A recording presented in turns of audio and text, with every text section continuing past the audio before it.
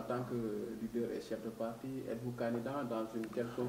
Moi, je suis un cas extrêmement particulier. Je suis de la localité de Touba. Je suis électeur de la commune de Touba. Okay. Donc, la première chose à préciser et peut-être à clarifier, c'est qu'à Touba, il n'y a qu'une seule liste. C'est la liste du Khalif. Donc, cette liste du Khalif porte toujours le label de la coalition présidentielle. Donc, elle va porter disons, les couleurs de Benno Bokk Yakaar. Et c'est le Khalif lui-même qui investit. Donc, moi, je ne me réveille pas en pensant à être maire de la commune de Touba, tant que ce n'est pas qui en décide. Maintenant, il y a un autre cadre qu'on appelle conseil départemental. Là, peut-être que je vais davantage réfléchir. J'ai été président de la région de Diourbel.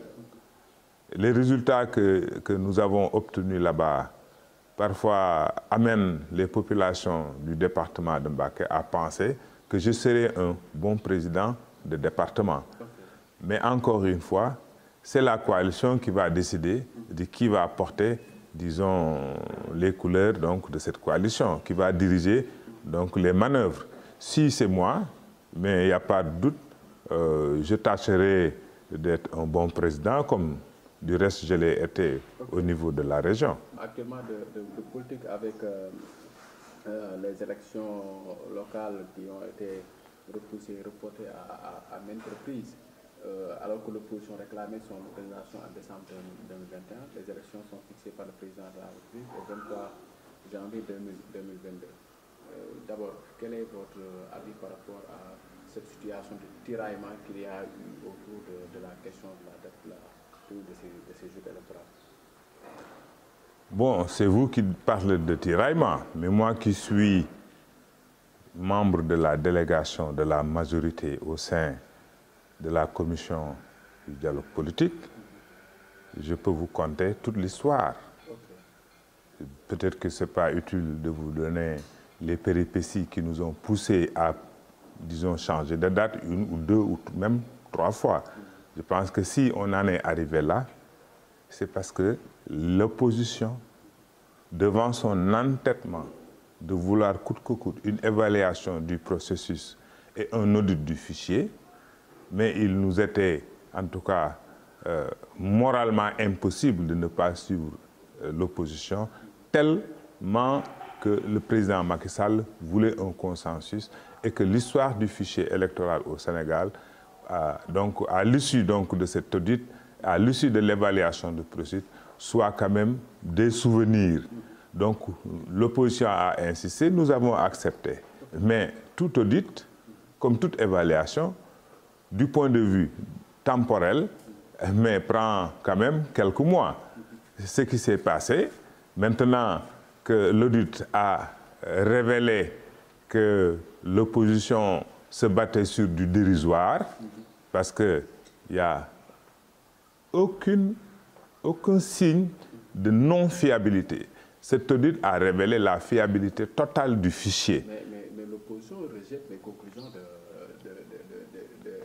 l'audit en disant que le fichier n'est pas fiable parce qu'elle dit qu'il y a eu au total pratiquement 33 ou 32 recommandations.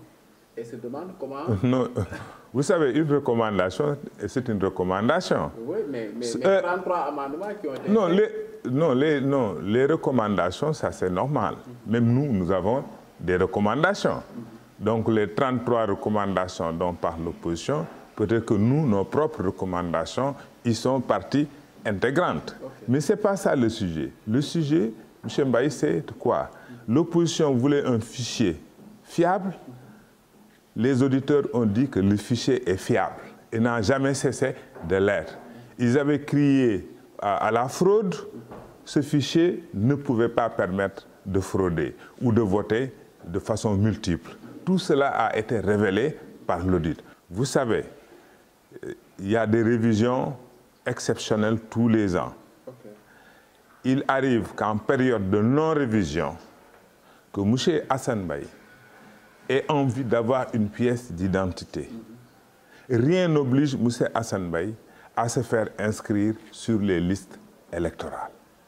Parce que nous ne sommes pas en période où l'administration électorale puisse avoir le droit d'inscrire quelqu'un. Non, il faut que ces gens-là ne fassent pas confusion entre avoir une pièce d'identité en bonne et due forme, comme tous les citoyens, et s'inscrire qui est quand même un autre acte que le citoyen est libre de poser ou de ne pas poser, le vote n'étant pas obligatoire. Okay. Donc ça, c'est les gens qui ne comprennent pas comment fonctionne le fichier, parce qu'il y a le fichier général, plus le fichier électoral. Okay. Donc il faudrait que les gens ne fassent pas cette confusion-là. En tant qu'allié du président de la République, comment est-ce que vous comptez aborder ces élections?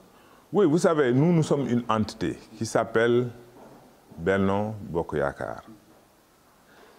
On parle aussi de la grande majorité présidentielle. Nous sommes un parti discipliné, c'est-à-dire que le moment venu, nos forces, nos troupes vont tout simplement rester à l'écoute de la direction de Benno Bokk Yakaar.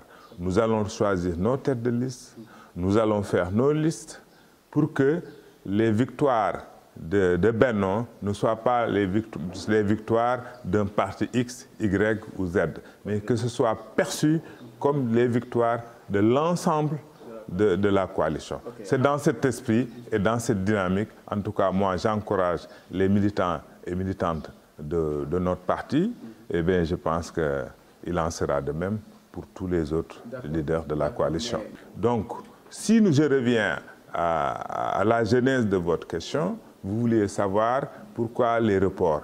Les reports sont dus du fait de l'entêtement donc de cette opposition à vouloir, disons, chercher des prétextes.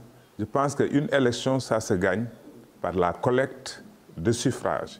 L'opposition n'a qu'à aller collecter des suffrages face à la déferlante, en tout cas, de notre majorité. Elle sait pertinemment qu'il n'y a aucune chance qu'elle puisse remporter les collectivités locales, les collectivités territoriales au Sénégal. Okay. Ils sont 557. Aujourd'hui, nous en avons au moins 527. Ça veut dire que cette partie, disons, infime que le peuple sénégalais a dotée à l'opposition en matière de gestion de nos collectivités, soit elle s'en contente, elle vient, on va aux élections, mais le meilleur, en tout cas celui qui bénéficiera le plus de la confiance des électeurs au plan local, mais vont obtenir les résultats les meilleurs.